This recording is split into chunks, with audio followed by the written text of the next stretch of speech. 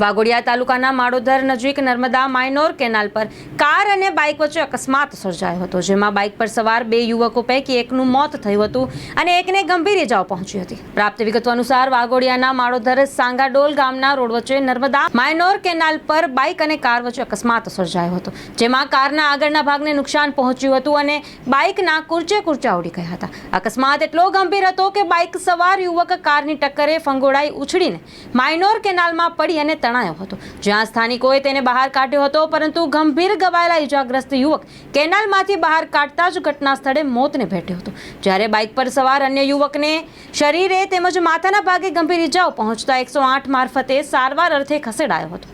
મરણ જનાર અજય કુમાર મહેશભાઈ વસાવા, ઉંમર વર્ષ 21, રહેવાસી નવીનગર ટિમ્બરવા, તાલુકો શિનોર, જિલ્લો વડોદરાનું મોત નીપજ્યું હતું, જ્યારે અન્ય તેના મિત્ર પ્રહલાદ કુમાર ભરતભાઈ વસાવા, રહેવાસી તરવા, તાલુકો શિનોર, જિલ્લો વડોદરાના માથા અને શરીરના ભાગે ઇજાઓ પહોંચતા સારવાર માટે હોસ્પિટલમાં રવાના કર્યા હતા। અકસ્માતના પગલે લોકોના ટોળેટોળા ઘટના સ્થળે ઉમટી પડ્યા હતા અને વાઘોડિયા પોલીસે લાશને પોસ્ટમોર્ટમ માટે મોકલી અકસ્માત સર્જનાર કાર ચાલક સામે ગુનો નોંધી આગળની કાર્યવાહી હાથ ધરી હતી।